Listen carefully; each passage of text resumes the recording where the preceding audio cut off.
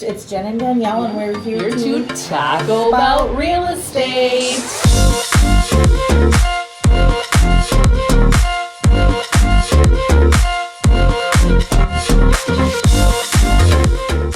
What are we going to talk about today? Well, first we're going to talk about how we're trying to eat healthy. Mm-hmm. And so we decided to get a lifestyle bowl. Yes, and if you don't know what that is, we had to Google it. Mm-hmm. And it's Chipotle, and basically they have different ones. And we got the double protein bowl. Mm-hmm.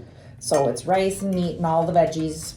We customized it, and we've got some chops. For the crunch effect. For the crunch effect, because we're going to tackle about real estate. We got a crunch in your ear. We're sharing. And we split the bowl. So what we're going to tackle about today is...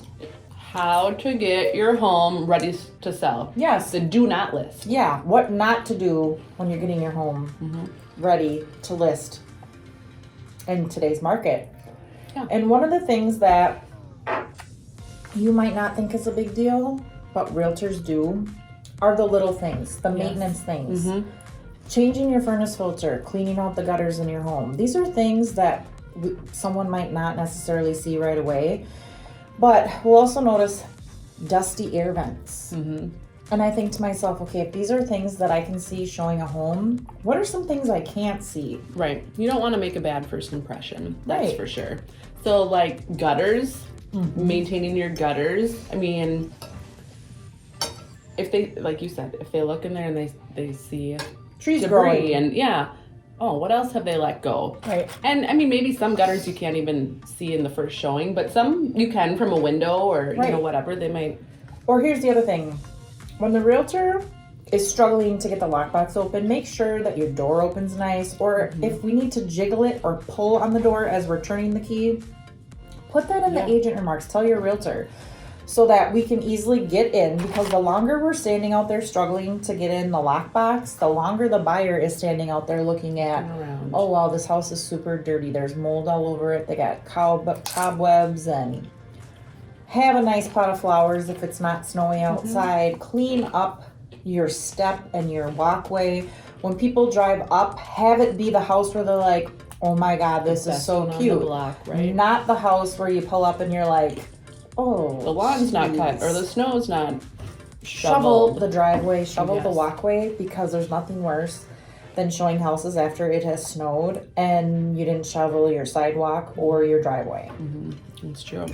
It's true. Okay, so gutters, sprinkler system, make sure all those things work. You just want to take care of that maintenance. When you're inside the home, maybe make sure it's painted a neutral color, something warm and welcoming for anybody, not like big bright red wall, which works with your decorating, but someone else might not like it. Yeah, you want it to appeal to as many buyers as possible. So if you're a big hunter, which I know can be kind of a touchy subject, or if you've got a special type of decor that you like, that doesn't mean that other people are going to like that. And Right. you want your home to appeal to as many buyers as possible. And buyers make decisions usually based on emotion. The feeling that they have when they're walking through the home. They want to walk in and say, oh, this could be my living room, not like, ooh, I don't want that moose head. Yeah, ooh, It's not my house. They're focusing more on your decor than they are on your home. Yes. Or the terrible wallpaper that's up in the kitchen, or the border, or the really busy valances. You know, the window curtains, the window treatments. Take that down. If you don't need it, take it down. Let the light in. Yeah, you're moving anyway. You're going to pack up this stuff and it That's the other doesn't thing. need to be out. Don't just shove everything into a closet or a cabinet, because guess what? People want to know, how big is this closet? Yeah, is there for shelves in here? Are there pullouts in the kitchen? Are these drawers soft closed? They're going to be opening up all of the cabinets. They're going to be looking at the appliances. They're going to open your refrigerator. Clean the shelves in there, okay? All those little things that you might not think of, even though it might look nice and picked up, you want it to look nice when they open the cabinets too. You shove everything in that closet, they open up, oh, there's not that much space in here. When Right. really there is. You have your whole living room Right. packed up It's in there. just that you have 50 towels in there that you never use. Right. Donate them. Donate them to a shelter. Donate them to an animal shelter if there's holes in them or if they're raggedy. You don't need 50 towels. I feel like I'm talking to my mom. You don't Correct. need 30 sheets either. You don't have that many beds. The kids aren't wetting them anymore. It's time to donate. Yes. And you don't want to bring them to your next house anyway. And do you need all those extra pillows? How often are you having sleepovers? It's time to declutter, get rid of it, and make your kids do the same thing. You don't need all those toys. Right. You haven't played with that thing of toys in months. I have a whole bin in my storage room that I'm getting ready to donate. And my youngest went through it and she goes, I love this. I love this. I play with it all the time. I said, it's been in here for 6 months. Got rid of it way before no, Christmas. you don't. No, we're giving it to someone else. Give it to some other kids that don't have toys. Make it about giving and about giving back. And come on, let's take a hard look at that. Yeah. Go through your medicine cabinet. You've got Pepto-Bismol in there that expired at least 5 years ago. Yeah, it's not even pink I anymore. may have just found that. No, it wasn't 1997. It might have been 2017 is what I think it was. I'm like, yep, don't need that. Obviously, I haven't had a stomach ache in a while. That's good news. That is a good thing. But, I mean, speaking on that medicine cabinet, take out your prescriptions, even if you Yeah. are using them. Because once you start showing your house, Bring them with you. Throw them in your purse. Throw them in a bag. And when you leave, you take your prescription you don't pills want with you. just somebody going through there thinking, unfortunately, that happens sometimes. It does. Wouldn't happen with us. I would not let my clients take anything from a showing. Right. But if there's an open house and you can't watch everybody, you never know. Or if it was a lead generation and the buyer's agent is showing it to people they really don't know, you don't know the circumstances. You want to be really careful when it comes to theft. So any guns, obviously, those need to be locked up. Fine jewelry, anything special like that, just don't even have it in the house. Maybe you've got your someone once told me the bug out bag. You've got your bug out bag for when you list your home. Everything is in a duffel bag that gets shoved in there and you take it with you, including your animals. Don't leave your dogs around. And you know what? If you have pets and it's, winter, come spring, you get an offer and you close, let's say, end of April, and you've got mounds of your dog waste out there that the buyer maybe didn't see when they wrote the offer. Clean it up. Right. It's a nice thing to do too. Plus, if you are looking at houses during the spring or summer and you are walking around, nobody wants to walk in dog poop. That might just Nope. ruin it for them and they'll forget about how great it looked inside. They're like, nope, I stepped in dog poop. I want to be that. Yeah, especially if they don't have pets. I love pets, but not everybody does. So clean up the poo in the yard. I don't care There what are time of year it is. services. So if you don't even want, I hate doing it, but we do it. But there is a service that actually will come in and do it. And we Spend could probably 100, find a 200 bucks. referral for you.